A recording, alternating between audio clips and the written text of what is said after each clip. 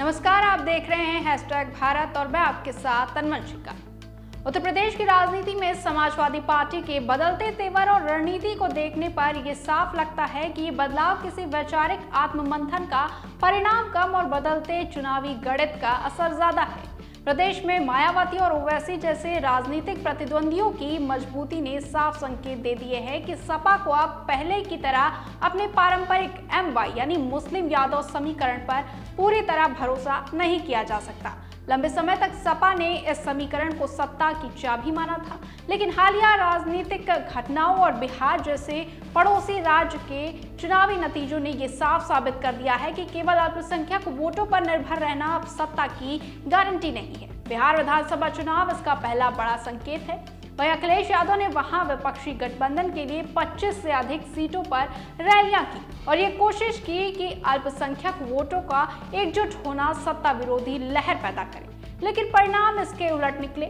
मुस्लिम वोटों के बड़े पैमाने पर एकजुट होने के बावजूद एनडीए ने शानदार जीत हासिल की। इससे सपा को ये संदेश मिला कि केवल अल्पसंख्यक वोट बैंक पर निर्भर रहना अब पर्याप्त नहीं है।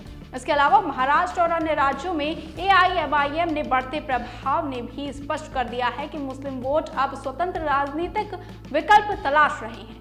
उत्तर प्रदेश में भी AIMIM का बढ़ता असर सपा के लिए चिंता का विषय है, क्योंकि यदि मुस्लिम वोटों का एक हिस्सा सपा से खिसकता है तो ये पार्टी की पारंपरिक जीत की संभावनाओं को कमजोर कर सकता है। सपा के लिए दूसरी चुनौती मायावती की सक्रियता है। साल 2024 के लोकसभा चुनाव में सपा ने PDA यानी पिछड़ा दलित अल्पसंख्यक समीकरण पर जोर दिया था और दलित वोटों में सेंध लगाने की कोशिश की थी, लेकिन साल 2027 के विधानसभा चुनाव से पहले हालात बदलते दिख रहे हैं। बसपा फिर से मजबूत होती नजर आ रही है और मायावती सक्रिय हो रही है।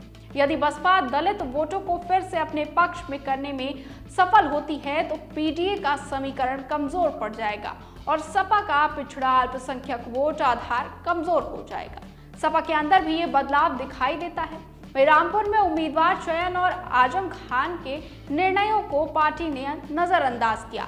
ये केवल व्यक्तिगत मतभेद नहीं बल्कि रणनीति का एक हिस्सा है। पार्टी ये दिखाना चाहती है कि अब वो किसी एक समुदाय या चेहरे पर निर्भर नहीं है।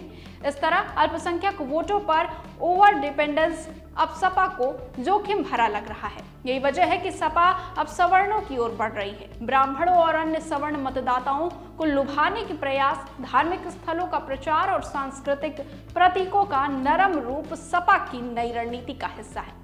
संदेश साफ है कि अब पार्टी का भरोसा केवल पिछड़ा अल्पसंख्यक वोटों पर नहीं रहा।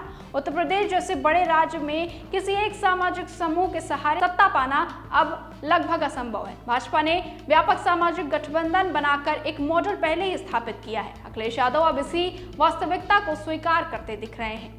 उन्हें अंदेशा है कि यदि बसपा दलित वोट काटती है और AIMIM मुस्लिम वोटों में सेंध लगाता है तो सपा का पारंपरिक आधार बुरी तरह से कमजोर हो सकता है। यही कारण है कि सपा का सवर्ण मतदाताओं की ओर झुकाव और उनकी रणनीति में बदलाव दिखाई दे रहा है। साल 2027 के विधानसभा चुनाव की तैयारी के लिहाज से सपा के पास विकल्प सीमित है। या तो वो पुराने समीकरणों पर भरोसा करते रहें या फिर जोखिम उठाकर नए सामाजिक समूहों को साधने की कोशिश करें। MY समीकरण पर भरोसा घटने के बीच सवर्णों की ओर बढ़ता झुकाव इस दूसरे विकल्प का संकेत है। ये रणनीति सफल होगी या नहीं ये भविष्य तय करेगा, लेकिन इतना निश्चित है कि मायावती और ओवैसी के उभार ने अखिलेश को अपनी राजनीति पर दोबारा सोचने के लिए मजबूर कर दिया है। ये बदलाव केवल सपा के लिए ही नहीं बल्कि उत्तर प्रदेश के अल्पसंख्यक मतदाताओं के लिए भी महत्वपूर्ण है, क्योंकि ये वोटर समूह हमेशा सपा के मजबूत आधार के रूप में देखा जाता रहा है। इस नए राजनीतिक गणित में अब ये देखना होगा कि सपा अपनी रणनीति के तहत नए वोट बैंक को जोड़ने में कितनी सफलता पाती है और पुराने समीकरणों पर निर्भर रहकर वो सत्ता की दिशा में कितनी मजबूती हासिल कर पाती है। फिलहाल के लिए बस इतना ही। बने रहिए #भारत के साथ।